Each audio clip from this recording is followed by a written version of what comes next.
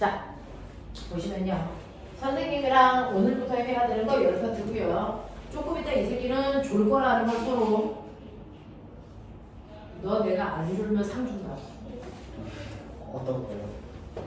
네가 생각하는 거 그 이상이다 이거야. 이 새끼 내가 오늘 존다에 내가 건다. 100만 원 주실 거예요? 얘 손가락 건다 내가. 너 존다에 네 손가락 건다. 자 보시면 오늘부터 하셔야 되는 거 이제 열 파트라서요. 134페이지고 그죠? 네.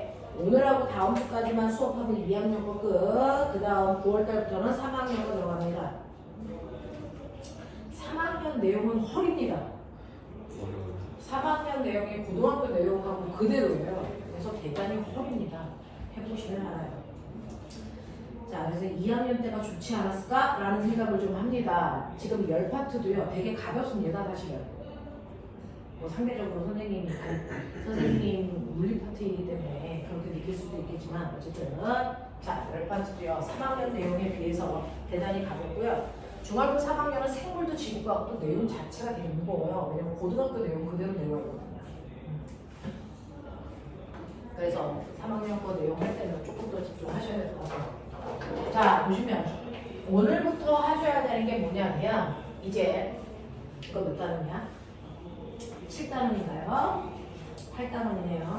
8단원에 해당되는 열입니다. 자, 오늘 하셔야 되는 거 이제 여러분들이 해야 되는 거 열.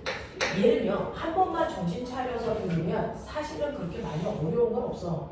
근데 상대적으로 많은 아이들이 틀립니다. 어렵다라고 인지합니다. 자, 그럼 정신 차려서 이 부분을 정확하게 잘 머릿속에 넣어주시기 바랍니다. 자, 우리가 일상적으로 얘기하는 열은 물리에서 뭘 얘기하는 거냐면 얘는 열량이라는 단어. 이걸 우리가 열이라고 하는 겁니다. 정확하게 과학에서 얘기하는 열량. 열량과 같은 말이 뭐냐면 열에너지입니다. 그래서 우리가 얘기하는 열에너지를 일상적으로 우리가 열이야 라고 줄여서 얘기하는 건데 그러면 우리가 얘기하는 열이라는 것과 과학에서 얘기하는 열에너지의 의미가 정확하게 일치해? 라고 하면 살짝은 달라요.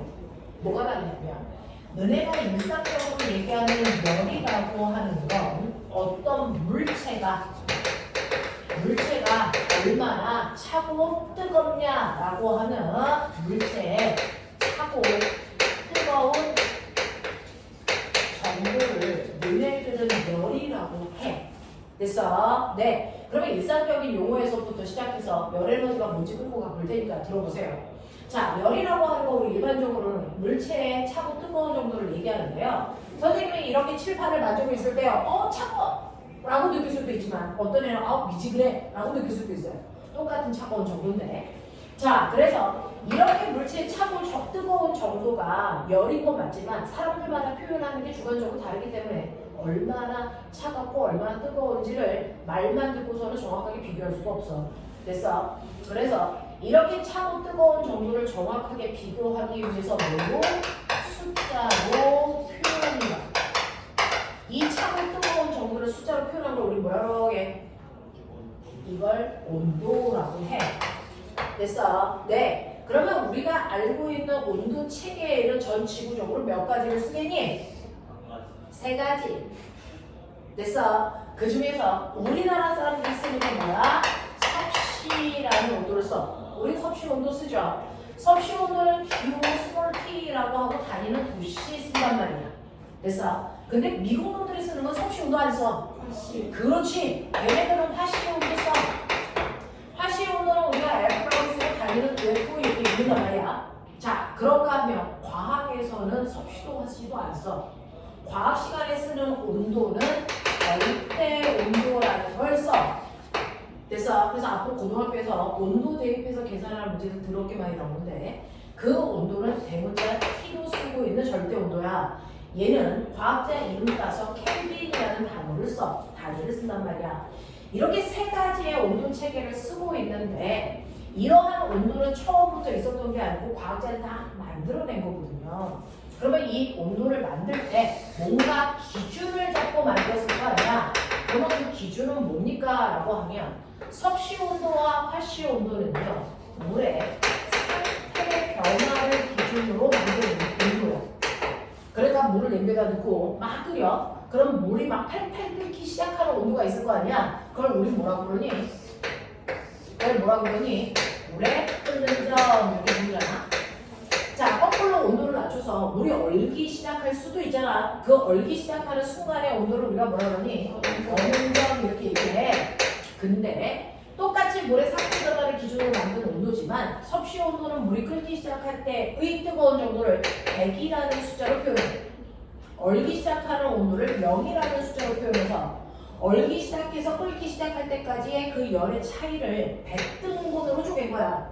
그래서 그 한 등분의 차이를 우리는 섭씨 온도의 1도 간격으로 정해놓은 거지. 그걸 우리가 쓰고 있는 거야. 근데 화씨 온도는 뭐가 다르냐면요. 물이 끓기 시작하는 그 순간의 뜨거운 정도, 그 정도를 100이라고 안 하고 212도F라는 숫자로 표현해.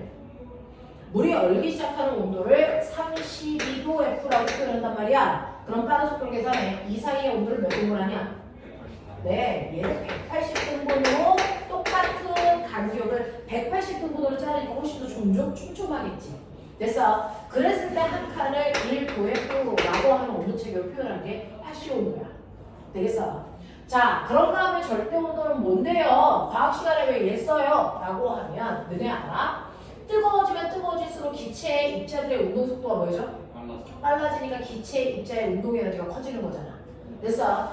그래서 절대 온도라는 건 기체 입자가 가지고 있는 운동 에너지를 표현하는 온도야. 운동 에너지를 표현하는 온도를 우리는 절대 온도예요 라고 표현을 한단 말이야. 자, 그러면 이런 식으로 절대 온도를 보면요, 중학교 3학년 때 바로 이 에너지라는 걸 배우는 거예요. 그래서 운동 에너지 값을 막바로 알 수 있어. 막바로 알 수 있고요. 이러한 절대 온도에서 10켈빈일 때와 20켈빈일 때, 정확하게 10켈빈일 때보다 20켈빈일 때 그 안에 있는 기체의 운동 에너지가 정확하게 2배 높아. 맞아. 근데 섭씨 온도로 했을 때 10도일 때보다 20도일 때 기체의 운동 에너지 2배 커? 절대 그러지 않아. 알겠어? 네, 이렇게 된단 말이야. 그래서 절대 온도를 기체의 운동 에너지를 표현하는 값으로 만들어진 거다. 그러면 기체의 운동이 멈추는 순간도 있겠지. 그때 온도를 뭐라고 할까? 그때의 온도를 0켈빈이라고 표현하는 거야. 이걸 우리가 절대 온도라고 하는데 신기한 거야. 섭씨 온도하고 화씨 온도는 마이너스 온도가 존재합니다. 근데 화씨 온도는 마이너스 온도가 존재하지 않아. 그래서 우리가 중학교 1학년 때 뭐 배웠었냐면 모든 기체들은 온도가 높아지면 도시 섭씨 온도로 표현할 때 온도가 높아지면 부피가 뭐해지니? 온도가 높아지면 부피가 커져. 왜? 입자의 온도가 활발해지니까. 자, 그러면 0도일 때 기체의 부피 얼마야? 0도일 때 기체의 부피가 0일까? 이거 아니라는 거죠. 그러니까 우리가 0도일 때도 밖에 나가서 숨 쉴 수 있어요. 이런 거죠. 이씨. 자, 그래서 이 0도에서부터 온도를 높이면 기체의 부피는 일정하게 증가합니다. 이게 샤넬 법칙이야. 그럼 거꾸로 생각해 볼래? 온도를 낮추면 어때? 일정하게 부피가 감소하겠지. 부피가 감소하겠지. 그러다 보면 부피가 얼마가 되는 순간이 생길 수 있어? 0이 되는 순간이 생길 수가 있어. 이게 바로 모든 기체가 액체로 바뀌어 기체 상태의 운동이 멈추는 순간이지. 됐어? 이때 온도가 몇 도인 줄 아세요? 이거 계산해 보시면 이게 무려 영하 273도에서 이입이 발생합니다. 됐어? 실제로 여기까지 온도를 낮추는 건 불가능한데 계산상으로 보면 마이너스 273도까지 온도를 낮추면 모든 기체가 액체 상태로 바뀌어 기체의 운동이 멈추는 순간의 온도야. 됐어? 이때 온도를 절대 온도에서 뭘로 잡았다? 0켈빈으로 잡았다 이 뜻입니다. 됐어? 자, 그래서 0켈빈보다 더 낮은 온도는 존재할 수 없습니다.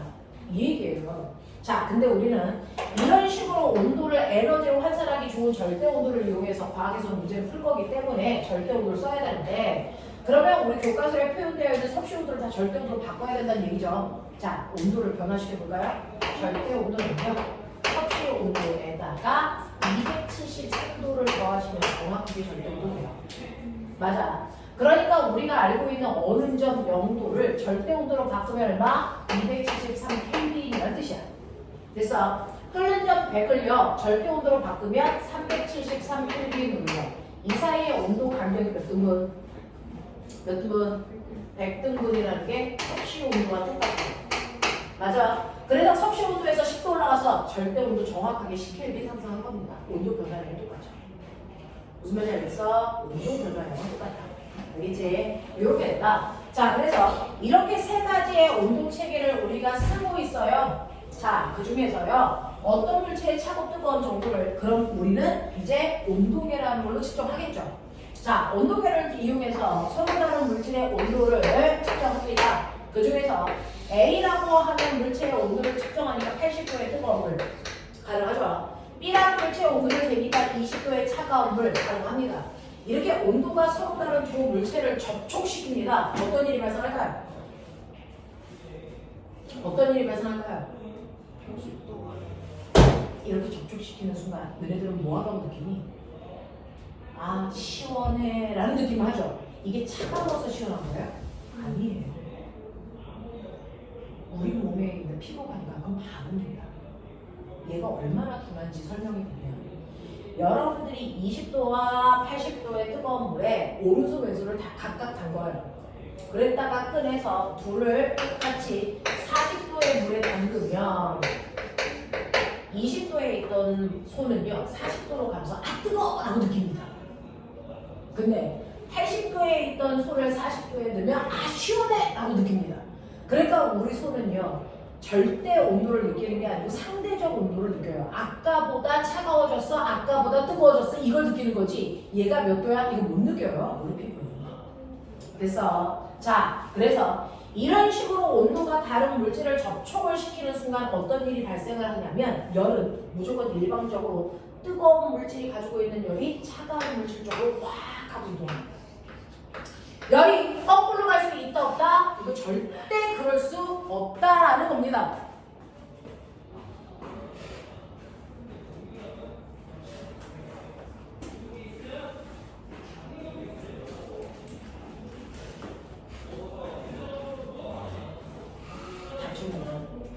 내가 당뇨 걸리게 해서 죽이리라. 뭐? 다 먹어요? 다 먹어. 내가 오늘 반드시 당뇨 걸리게 하리라 이 새끼.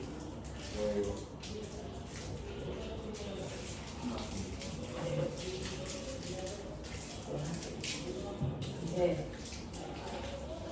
오늘이 앞으로 날 중에 가장 온도를 적게 하는 날이어야 될 거 알지? 지금 확률이 높아지는. 자, 이렇게 온도가 서로 다른 물질을 접촉시키면 반드시 그 안에서 열에 뭐가 일어난다? 이동이 일어납니다. 열이 이동하는 방향은 반드시 고온에서 저온의 방향으로만 이동하죠. 이게 거꾸로 가는 일은 절대로 존재할 수 없습니다. 그러면 어떤 일이 발생하냐면 뜨거운 물질이 일방적으로 열을 밀어 차가운 물질이 일방적으로 열을 얻어. 그러면 시간이 지났을 때 얘네들의 온도 변화를 그래프로 그리면 여기가 시간입니다. 80도의 물체의 온도는 점점 낮아질 거죠. 20도의 물체의 온도는 점점 높아질 거죠. 그러다 보면 어느 순간 두 개의 온도가 같아지겠죠. 그럼 크로스가 될까? 안 되죠. 온도가 같아지는 순간부터 그 온도를 그냥 유지하고 맙니다. 됐어?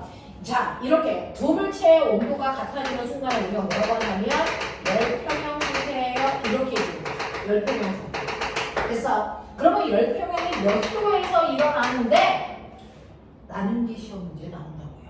여기부터가 산수의 영역이에요. 해보자. 아니라고. 그러니까 그 외우를 지금 배우려고 한다고요. 자, 봐봐. 그러면 열평형이 당연히 50도에서 일어나야 될 것 같죠? 왜요? 얘가 준 양과 얻은 양이 같아야 돼서 온도 변화가 똑같을 거라고 상상을 하십니다. 그건 너무 단적인 거죠. 얘 뜨거운 물이 200g 있어요. 차가운 물이 100g 있어요. 그래도 50도일까요? 아니라는 얘기입니다. 무슨 말인지 알겠어? 자, 그러면 이런 식으로 뜨거운 쪽에서 차가운 쪽으로 열이 이동하는데 그러면 이렇게 열이 이동해. 그러면 이때 이동한 총 열의 양을 우리가 뭐라 그럴까? 그게 바로 열량입니다. 그걸 열에너지라고 우리는 불러요. 물리에서. 됐어? 그래서 열에너지는 얘가 열 얼마 가지고 있어? 그거 아니야. 그거 아니고요. 얘가 열을 원래 300 가지고 있었는데 얘한테 200 줬어. 그럼 열에너지는 얼마야? 200이에요. 200이에요. 300이 아니고요. 됐어? 그러니까 열에너지 또는 열량이라고 하는 건 두 물체 사이에 이동한 열의 양을 얘기하는 거예요. 됐어. 두 물체 사이에 이동하는 열 에너지를 우리는 뭐라고 한다? 열량이라고 불러. 이렇게 된 거야. 그러면 이러한 열량을 우리가 Q라고 쓰고요. 열량의 단위 칼로리. 맞아요. 너네 밥 먹을 때 열량 되잖아요. 칼로리, 킬로칼로리 그 새끼예요. 됐어? 그럼 음식에서 내배로운 열량. 그죠? 네. 그래서 밥 먹으면 뜨거워지잖아요. 그래서 네, 그거랑은 조금 다르지만 어쩌면 그렇습니다. 자, 그래서 이러한 열량, 뜨거운 물질에서 차가운 물질 쪽으로 이동한 열 에너지를 우리는 열량이라고 하는데 이 열량 구하는 식이 시멘트예요. 모대오면 병신이라고 합니다. 시멘트 또는 시암파. 편한 걸로 외우십시오. 되겠냐? 그러면 이때요. 얘는 열량이고요. C는 뭘까요? C가 바로 뭐냐면 이게 비열이라는 아닙니다. 오늘 처음 듣는 거고요. M이 뭐예요? 그 물체의 질량입니다. 됐어. 델타 T는 뭐예요? 온도 변화량. 요거 세 개 곱합값이 바로 뜨거운 물체가 차가운 물체한테 준 열의 양이야. 됐어. 거꾸로 얘기할게. 차가운 물체가 뜨거운 물체한테 받은 열의 양이야. 내가 얘한테 100만 원 빌려줬어. 내가 준 거 얼마? 100만 원. 얘가 받은 거 얼마? 100만 원이죠. 그러니까 주고받은 양이 똑같아요. 그러니 이 열량은 어떻게 계산합니까? 고온의 물체가 잃은 열량을 계산하게 되고요. 저온의 물체가 얻은 열량을 계산해도 되는데 이 두 개가 같다라는 방정식으로 열 평형이 된 온도를 구할 거예요. 맞냐? 자, 그 중에서요. 고온의 물체가 잃은 열량 C암탑으로 계산해야 되는데 물의 비열은 무조건 1입니다. 비열이 뭔지를 조금 이따 설명할 거예요. 물의 비열은 1이니까 C 자리에 1 그리고 뜨거운 물체의 질량이 얼마냐면 200g이라 했으니까 200 그리고 온도 변화는 높은 온도에서 낮은 온도를 빼면 되니까 80 빼기 T만큼 온도가 바뀌었어. 됐죠? 저온의 물체가 얻은 열량도요. 물이기 때문에 차갑건 뜨겁건 상관없이 비열은 1입니다. 됐죠? 1 곱하기 차가운 물의 질량이 100g이니까 100 그리고 온도 변화는 무조건 높은 데서 낮은 데를 빼는 게 온도 변화입니다. 됐죠? 그래서 T 빼기 20 이렇게 하시면 돼요. 됐죠? 자, 그러면 이제 계산을 할 거니까 이거 날려놓고 계산하죠. 160-2T는 T-20 3T는 180 그래서 T가 얼마입니까? 무려 60도. 됐어. 그래서 얘가 열평형이 되는 온도가 60입니다. 여러분이 생각하는 50이 아니고요. 왜? 물의 질량이 같지 않아서 그래요. 됐죠? 자, 그렇다면 이때 60도에서 열평형이 돼? 그러면 60도니까 여기에 60을 집어넣으면 뜨거운 물이 얼마나 많은 열을 차분한테 줬는지 계산할 수 있어요. 계산해 볼게요. 요거 20이니까 계산하면 얼마입니까? 4000입니다. 단위가 뭘까요? 질량의 단위를 g으로 계산하셨다면 열량의 단위는 칼로리로 나와요. 됐어. 만약에 질량의 단위를 킬로그램으로 계산하면 열량의 단위는 뭘로 나옵니까? 킬로칼로리로 나옵니다. 알겠어? 이렇게 하시면 되고요. 자, 그래서 지금은 g으로 계산했으니까 4000칼로리, 다시 말해 4kcal의 열량을 줬다는 얘기입니다. 납득합니까? 이런 얘기예요. 찬물 쪽에서 계산해도 똑같습니다. 이거 60이에요. 그러면 40 곱하기 100이니까 4000 맞죠? 이렇게 가십니다. 되죠? 이런 식으로요. 열량이라는 건 뜨거운 물질에서 차가운 물질 쪽으로 이동한 열 에너지를 열량이라고 한다. 근데 눈 있는 척 하세요. X축이 시간이 걸리죠. 그러면 여기를 1분 간격으로 잘라볼게요. 1분, 1분, 1분, 1분, 1분 보여요? 그러면 똑같이 1분 간격으로 잘랐을 때요. 뜨거운 물체가 차가운 물체 쪽으로 열을 주는 양이 같을까 다를까? 시간에 따라 다 달라요. 맨 처음에 1분 동안은 열을 확 줘가지고요. 80도의 물의 온도가 이만큼이나 온도가 바뀔 정도로 열을 한꺼번에 많이 줬다는 얘기예요. 납득합니까? 그 다음에 열평형이 되기 직전을 보시면 1분이라는 시간 동안에 이만큼의 온도가 요만큼 바뀔 정도, 요거만큼밖에 안 된다는 거예요. 시간이 갈수록요, 같은 1분이지만 주는 열의 양이 점점 뭐합니까? 줄어들어요. 됐어? 왜 그럴까요? 열을 줄 때 열을 미는 견인차의 역할을 누가 할까요? 처음에는 많이 줬어. 됐어? 열을 미는 힘이 셌다는 얘기죠. 그 다음에 열을 조금 줬어. 됐어? 열을 미는 힘이 약했다는 얘기입니다. 그러면 열을 미는 견인차의 역할을 하는 게 뭘까? 뭘까? 뭘까?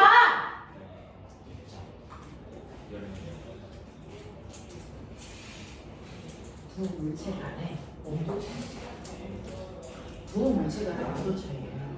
처음에는 한점 80, 한점 20 온도 차이가 몇 도 나요? 60도 나요. 그 60이라는 힘을 확 밀어버린 거야. 근데 나중에 열평이 되기 직전을 보면 이색경도 61이고 요 밑에 있는 N은 59란 말이야.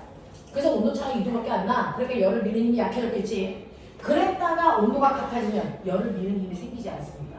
그래서 열평형이 되고 나서부터는 열의 이동은 없어집니다. 알겠습니까? 이렇게 되는 거야. 그래서 열은 두 물체 사이의 온도차에 의해서 단시간 동안의 열의 양이 이동합니다. 그 온도차가 줄어들수록 이동하는 열의 양이 줄어들다가 열평형이 되고 나면 두 물체 사이에는 더 이상 열의 이동이 없습니다. 됐어? 이동하는 열의 양을 뭐라 한다고요? 열량 어떻게 구한다고요? 열량 구하는 시멘트. 됐어? C가 뭐야? 비열. 됐어? 그럼 비열이 뭔지 아셔야 되겠죠? 됐어? 이 비열한 자식아. 됐어? 그 비열 아니야. 자, 그러면 우리가 열량이라는 걸 구할 때 비열이라는 단어가 나왔는데 이제 열량이 뭔 줄 알았어? 온도가 다른 두 물체 사이에 이동한 열의 양을 열량이라고 한다면 그 열량을 구할 때 비열은 뭡니까? 라고 하는 이 비열은 물질을 구별하는 물질의 특성입니다. 우리가 물질을 구별하는 물질의 특성 외워봐. 5개. 겉보기 성질, 끓는 점, 어느 점, 용해도, 밀도. 이렇게 5개. 거기에 비열이라는 것도 들어갑니다. 물질을 구분할 수 있는 물질의 특성에는 또 하나 비열이라는 게 들어가. 모든 물질마다 비열이 다 달라. 물의 비열이 얼마? 1. 알겠습니까? 이렇게 되는데 그러면 이 비열이라는 거의 정체가 뭐야? 선생님은 이제 과고, 영재고, 애를 수업하는데요. 입시에 가장 많이 나오는 것 중에 하나입니다. 비열. 그래서 이 비열이 뭡니까? 라고 얘기하면 모든 물체는요. 1도라는 온도를 높이기 위해서 열을 받아야 되겠죠.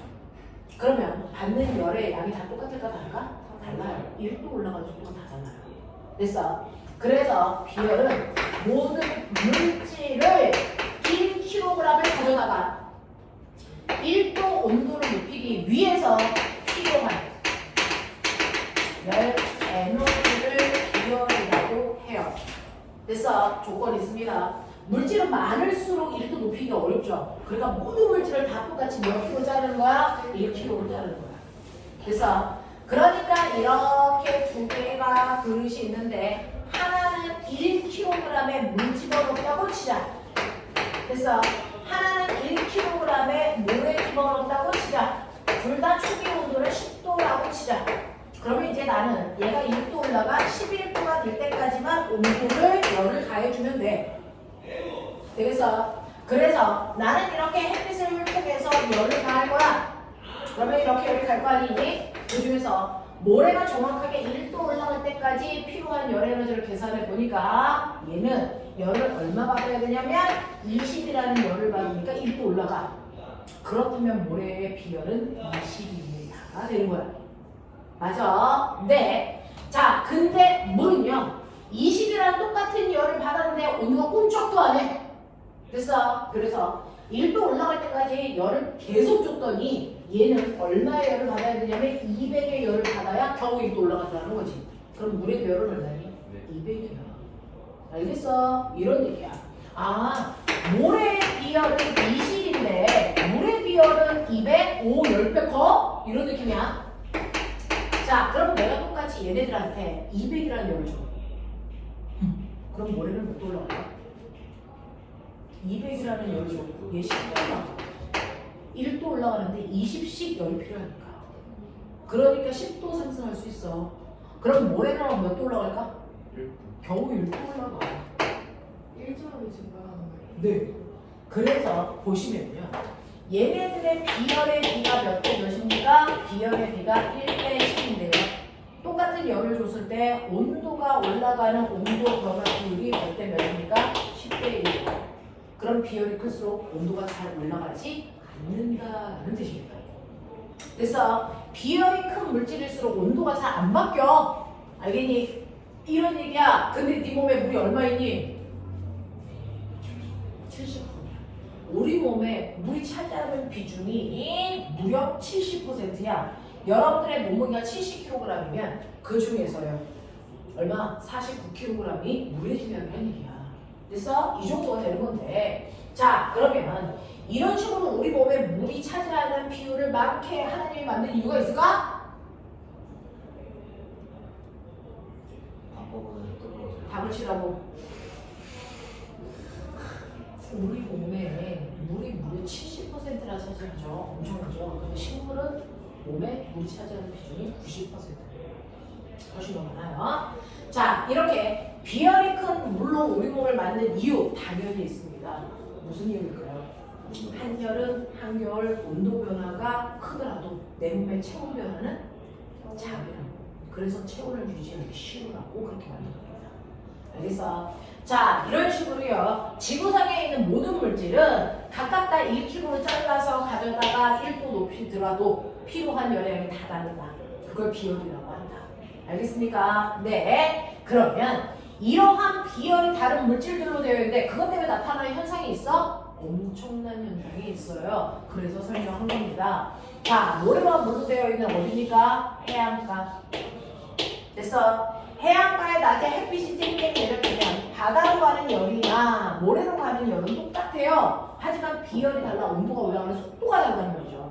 그래서 요즘처럼 더럽게 더운 한여름 때학교에서는 모래의 온도가 무려 50도 가까이 올라가니까 맨발로 모래사장을 걸어 다닐 수가 없어. 더럽게 뜨거워. 됐어. 근데 물속에 들어가면 물속의 온도는 25도 그 정도밖에 안 돼. 무슨 말인지 알아? 그러니까 그 위에 있는 공기들은 각각의 물질, 지면과 열 표현이 돼요. 그래서 모래 위에 있는 공기는 50도의 공기가 돼. 후덥지근하죠. 하지만 바다 위에 있는 공기는 시원합니다. 26도. 그러면 상대적으로 똑같은 공기인데 얘는 뜨거운 공기, 얘는 차가운 공기니까 뜨거운 공기는 가벼워서 뭐합니까? 올라가고요. 차가운 공기는 무거우니까 내려오겠죠. 그러면 바닷가를 보면 여기는 공기들이 자꾸 내려오니까 공기 입자가 1000개 있어. 여기는 공기 입자가 100개밖에 안 돼. 공기 입자 수가 다르지. 그러면은 모든 물질은 같아지려고 하니까 많은 쪽에서 적은 쪽으로 공기가 밀려갑니다. 뭐가 생기기 시작합니까? 공기가 수평으로 이동하는 걸 우리 멋진 말로 바람이라고 부릅니다. 그래서 바람이 부는 겁니다. 됐어? 자, 이런 식으로 우리가 바람이 부는데 낮 동안에는 무조건 바다 쪽이 시원해. 됐어? 네. 그래서 바다에서 시작한 바람이 불어. 거짓말? 그렇죠. 이걸 우리가 태풍이라고 한다. 낮에 부는 바람. 알겠어? 밤이 되면 해가 지고 나서 온도가 뚝뚝 떨어지는데 온도가 빨리 올라가는 애가 온도가 떨어지는 속도가 더 빨라요. 그러니까 밤이 되면 여기가 훅 떨어지고 여긴 천천히 떨어져. 얘가 훨씬 더 차갑습니다. 됐죠? 그러니까 차가운 쪽은 공기가 내려와서 공기 입자가 많으니까 부족한 쪽으로 가겠죠? 그래서 밤이 되면 거꾸로 바람이 이렇게 불어요. 이걸 뭐라고 할까?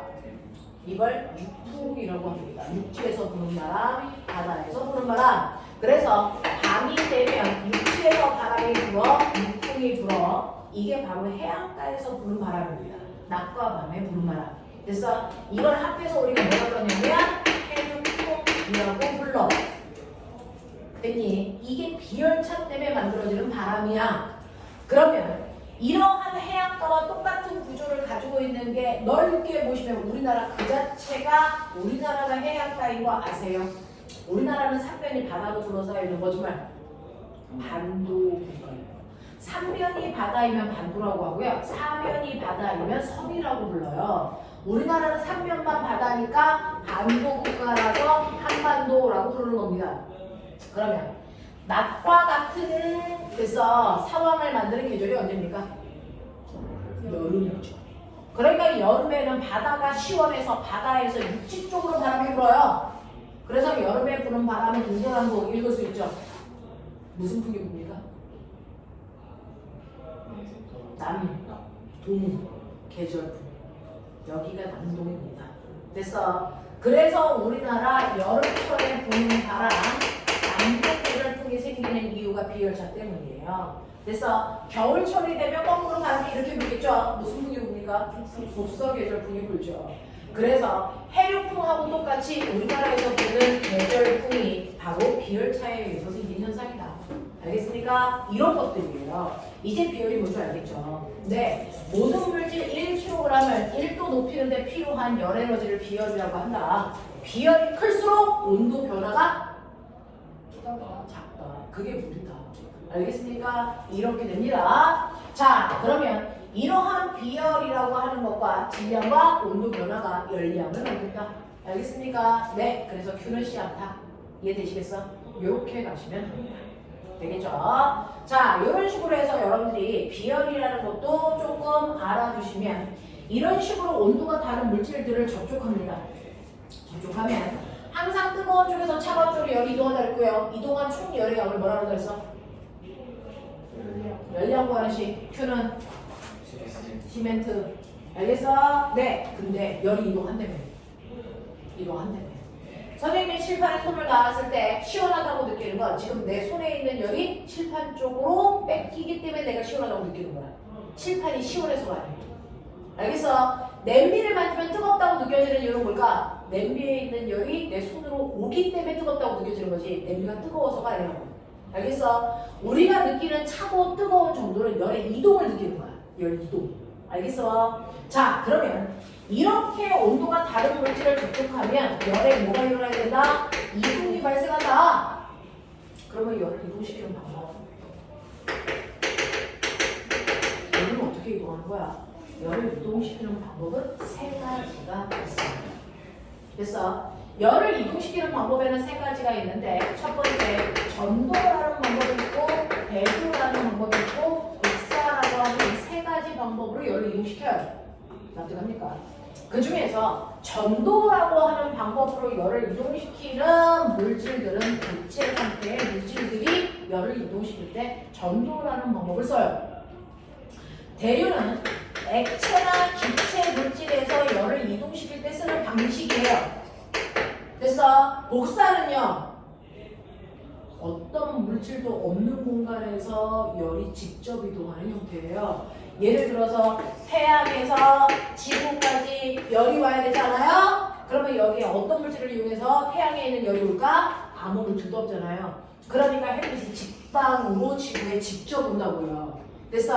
그래서 복사라고 하는 형태로 열이 직접 이동합니다. 그래서 우리는 이걸 뭐라 합니까? 태양 복사 에너지. 이렇게 얘기하는 거잖아요. 그래서 복사라는 건 열이 누구의 도움을 받지 않고 열이 직접 이동하는 형태를 얘기합니다. 이게 바로 복사예요. 누구의 도움도 받지 않고 직접 이동하는 거. 그래서 태양 복사 에너지, 지구 복사 에너지라고 할 때 그 복사가 이 형태를 얘기한 겁니다. 이걸 얘기하는 거야. 자, 그럼 복사는 대충 뭔 줄 알았는데 전도와 대류는 뭐예요? 어떻게 일어나는 거예요? 라고 얘기를 하면 연극 교과서에 보면 그런 그림들이 있을 건데 알콜레프가 이렇게 있고요. 내가 여기에다가 철사를 이렇게 대고 손을 여기를 이렇게 잡아요. 그래서 자, 그러면 이렇게 잡고 있으면 여기 뜨거워질까 안 뜨거워질까? 뜨거워져요. 실제로 열을 주고 있는 건 여기만 주고 있지만 여기가 뜨거워진단 말이죠. 열이 여기까지 전달되어 간다는 거야. 고체 상태의 물질에서. 어떻게? 자, 이렇게 열을 직접 받은 아이는요. 얘가 열을 받으니까 뜨거워지겠죠. 뜨거워지면 반드시 어떤 일이 발생하는 줄 아세요? 거기 있는 입자가 뜨거워지니까 운동이 뭐해지니? 운동이 활발해지는데 여기 있는 입자들이 딱딱 붙어있잖아요. 고치니까. 그러면 얘 입자의 운동이 활발해진다는 얘기는 결국은 옆에 있는 아이와 충돌이 많이 일어나요. 그래서 그러면 충돌을 많이 할수록 마찰열, 열이 발생해요. 그래서 그 열에 의해서 충돌에 의해서 열을 전달. 그러면 이 새끼 활발해져? 또 충돌 전달. 이 새끼 활발해져? 또 충돌 활발. 이렇게 해서 열이 옆에 있는 입자에 의해서 전달되는 형태가 그래서 전도야. 알겠어? 네. 그래서 열을 받은 입자의 충돌에 의해서 열이 전달되는 형태야. 근데 이렇게 열을 전달할 때 어떤 애들은 충돌을 빠른 속도로 해서 열을 빨리빨리 전달하는 애가 있어. 이걸 열, 전도, 유리, 딱 이렇게. 근데 어떤 애는 열을 받아서 열을 천천히 전달해. 그런 애들도 있어. 그래서 열 전도율이 작다라고 합니다. 자, 그럼 누구의 열 전도율이 크고 작은지를 비교할 건데 상식적으로 어떤 물질들이 열 이동하는 속도가 빠르다고 우리가 배운 적이 있어? 금속이야. 그래서 금속은 열, 전기, 전도율이 크다 이렇게 표현했어요. 됐어? 라고 할 때 그 전도입니다. 자, 그래서 여기에는 금속의 대표적인 철, 여기는 비금속의 대표적인 거, 유리 이렇게 넣었다고 치자. 그랬을 때 정말 금속의 열 전달하는 속도가 빠른지를 확인할 수 있는 방법. 저 새끼 보고 잡고 있으라 그래. 어느 새끼 더 먼저 뜨거운지 알아보라 그래. 그럼 되지? 근데 우리는 학교에서는 그럴 수 없으니 같은 간격으로 촌농을 떨어뜨려. 촌농을 같은 간격으로 떨어뜨린 다음에 여기에 됐어? 성냥을 세워. 또는 이쑤시개를 세워.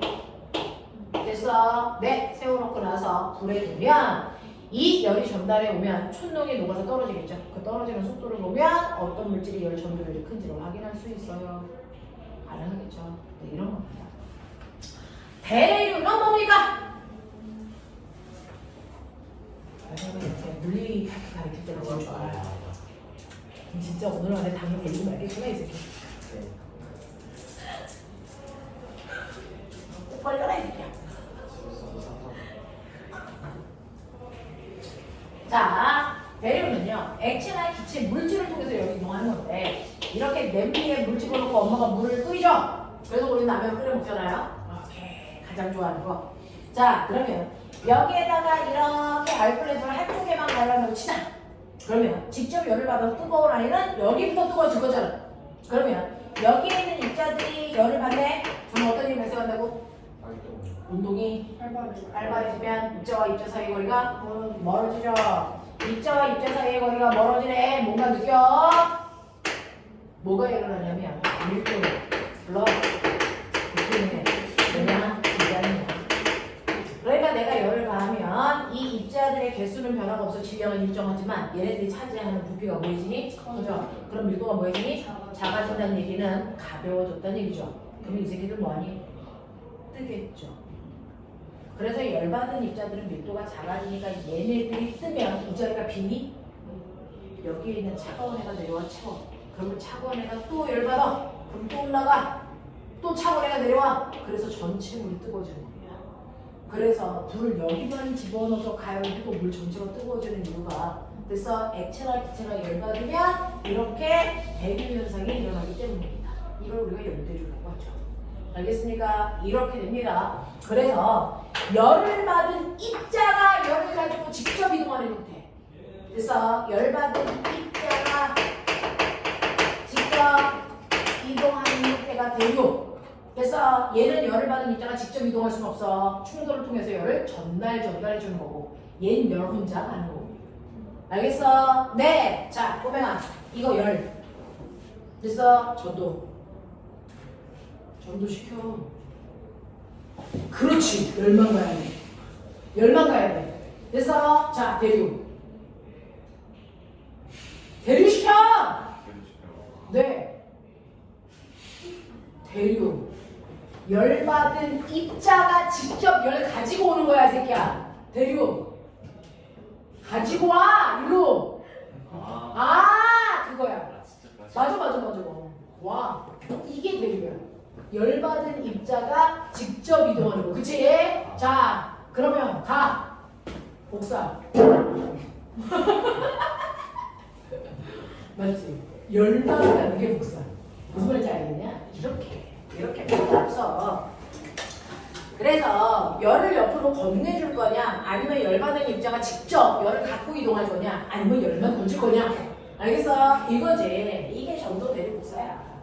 자, 못 알아쳐들면 뒤진다. 맨날 복사시킨다. 자, 오명아, 난로 위에 주전자, 물 보글보글. 됐어. 그 앞에 나 서 있어. 맞아? 그 펜타에 막 난로 불이 막 펴요. 선생님은 초등학교 때 학교에 이렇게 난로가 있었어요. 그래서 팍팍 막 뛰었단 말이에요. 왜 웃겨 이 새끼들아. 국민학과. 그래 대학교 국민학교 다녔으니까. 자, 그래서 여기 막 나와요. 그래서 그 앞에 막 아침에 추우니까 가서 이렇게 막 애들이 옹기종기 모였단 말이야. 그러면 여기서 열이 막 나오니까 앞부분은 뜨거운데 똥꼬는 추워. 그러면 스스로 막 뒤집어. 이거 하거든요. 그러면 여기까지 열이 이렇게 오는 형태가 아까 그 배운 세 가지 중에 뭘까? 복수예요, 복수예요. 그리고 따뜻한 물 마시려고 주전자 손잡이를 만졌더니 아 뜨거! 이거 뭐야? 전도지 고치니까. 이 안에 있는 걸 바글바글 끓어! 대유제. 됐어. 네. 그리고 나서 나중에 시간이 지나니까 교실 전체가 따뜻해져. 대유 새끼야. 대유. 공기가 순환하는 거잖아. 알겠어? 이런 거. 하겠냐? 이런 식으로요. 이 그림은 시험에서 나오는 그림입니다. 알겠어? 네. 이런 식으로요. 전도, 대류, 복사라고 하는 형태로 열이 이동하는 거구나. 못 알아듣는 사람 없죠? 네. 자, 그래서 이러한 세 가지 방식으로 열이 이동하고 있습니다 라고 하는 거 기억을 좀 해봐 두시면 이게 바로 열 이동하는 형태야. 그래서 그러면 열 받았어. 어쨌든 열이 왔다는 얘기잖아. 그럼 난 열을 받잖아. 그럼 어떻게 될까? 열 받으니까 뜨거워졌지? 그 뜨거워지면서 나의 변화. 나 이걸 받았어. 뜨거워졌어. 빨간색 말해요. 뭐하니? 그 안에 있는 입자의 운동이 보이지니? 활발. 그러면 입자의 운동이 활발해지면 입자와 입자 사이의 거리가 보이니? 멀어지죠? 너 한국비에 입값 들어간다. 입자와 입자 사이의 거리가 멀어지면 그 입자들이 들어있는 공간이 보이는 거니? 넓어지죠. 이걸 우리가 열팽창이라고 합니다. 그래서 네.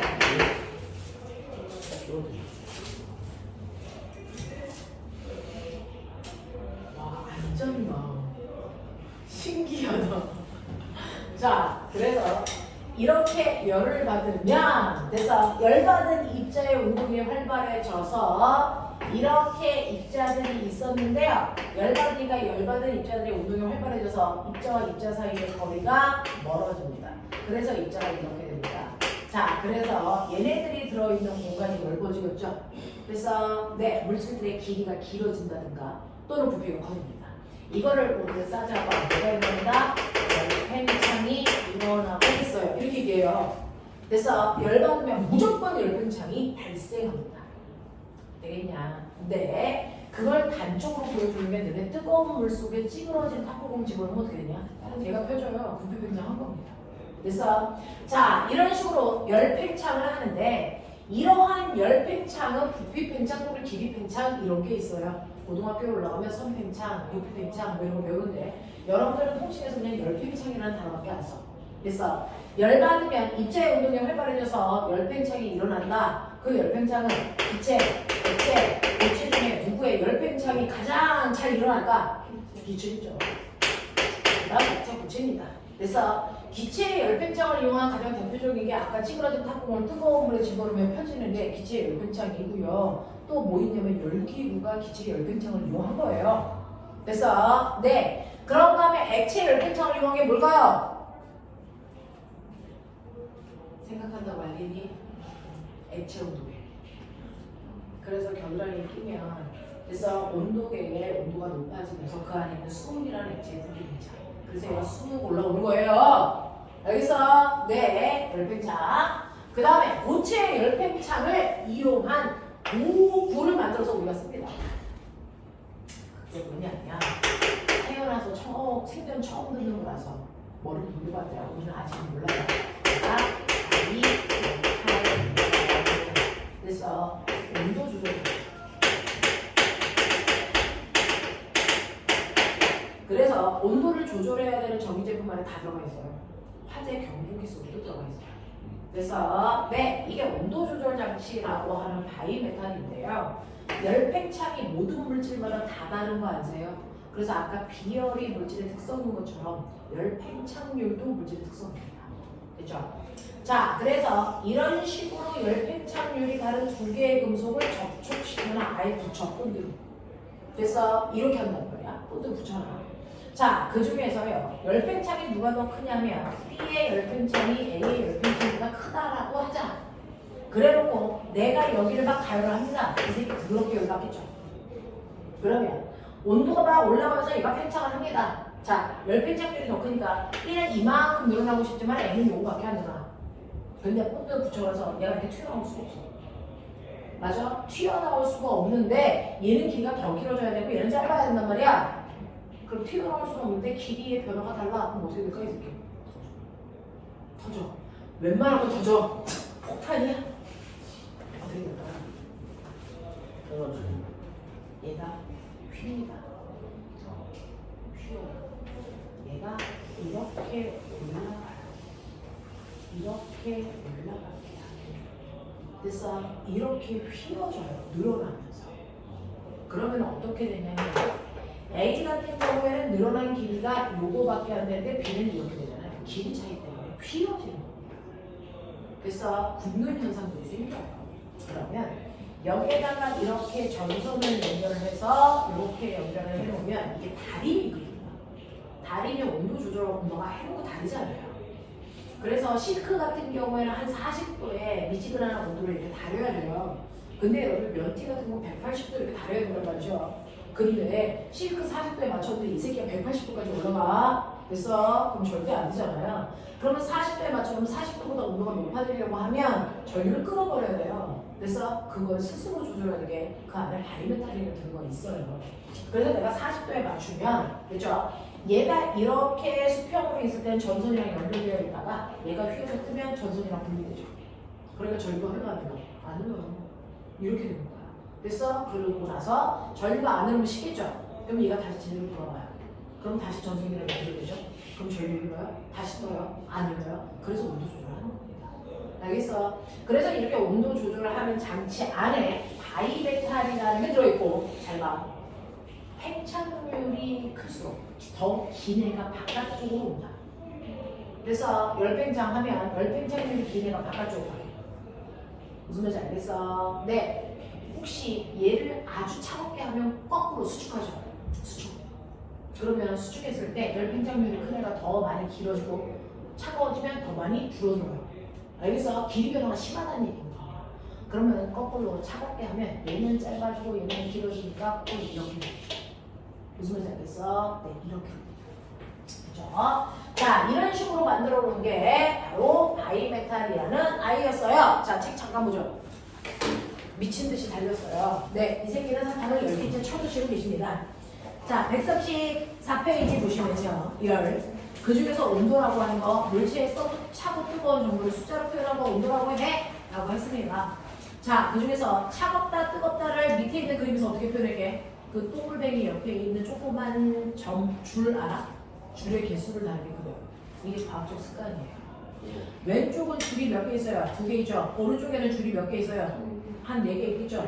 그러니까 오른쪽이 훨씬 더 활발하게 움직인다는 표시를 이렇게 할 수밖에 없어요. 됐죠? 그걸로 보시면 되고요. 자, 이렇게 열이라고 하는 아이, 우리가 온도는 차고 뜨거운 정도인데 열이라는 건 뭡니까? 네, 열은 열 에너지의 중발이거든요. 그래서 열은 뜨거운 물체에서 차가운 물체 쪽으로 이동한 총 에너지를 얘기한다. 그래서 열 에너지 또는 열량 같은 말. 근데 중학교 때는 열 에너지라는 단어 안 써요. 그냥 열량이라고 표현하는 거야. 고등학교에 오면 열 에너지라고 써요. 같은 말. 자, 그래서 이러한 열이 이동하는 방법에는 배류, 전도, 복사가 있습니다. 그 중에서 전도는 고체 상태일 때 입자의 충돌에 의해서 열이 이동하는 거예요. 배류는 열받은 입자가 직접 이동하는 형태고 복사는 열만 이동하는 형태입니다. 라고 얘기를 해서 그 옆에 조그만 그림 보이니? 아까 너희들의 형태야. 애새끼를 뛰어다니는 거 보이지? 여기 보이잖아! 그죠? 네, 그거 하신 겁니다. 자, 넘어가죠. 자, 135페이지. 6문제. 1분 준다. 저기 열팽창을 물체가 열받으면 무조건 열팽창을 하는 어떤 물체든 상관없어. 열팽창 안 하는 물체는 존재하잖아. 알겠습니까? 네, 얘네들도 열받으면 여기 볼이 커져요. 개체가 열팽창하는데 휘는 거. 응? 아까 저 바이오메탈에서 고체가 열팽창한다고 휘는 게 아니고 두 개를 붙여놨기 때문에 얘는 짧아야 되고 얘는 더 길어야 되니까 앞으로 못 튀겨나가니까 휜다고요. 그래서 있는 거죠. 1분 안에 빨랑 풀도록 합시다.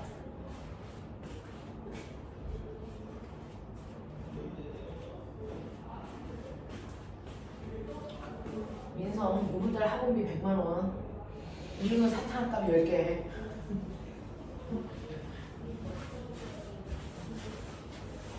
참 맛있네요. 먹어. 얘를 먹으라고 밖에 내놨는데 안 먹더라. 네?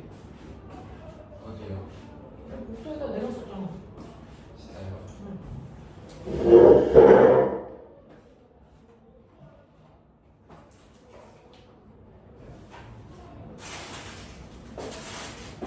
여기 다른 거 같은 것도 있었는데 몰랐네. 기억이 안 남았어요. 축사 축수만 넣는 없어? 커피만 바로.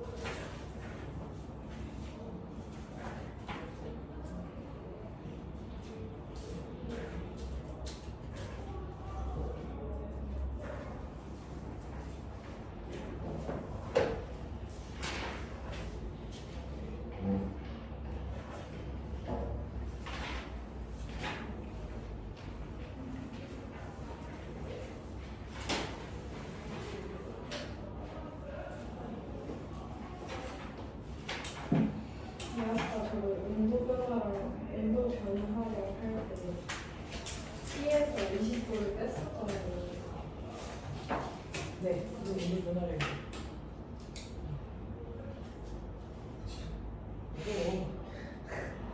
이거 사탕 꺼냈는데 쓰레기가 들어있어요. 아 껍질? 선생님 못 보고 있어.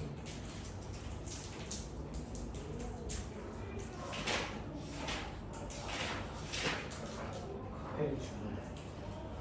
카페인이 아니고 넌 설탕 중독이야 이 새끼야. 그 카페인이 있어봤자 얼마나 있어.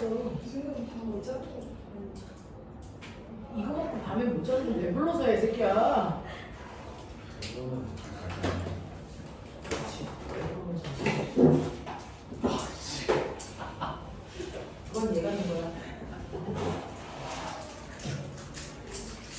자, 했냐? 채점 다 했지? 1번부터 6번까지 질문. 없어? 할만해? 10분 바꿔 따져.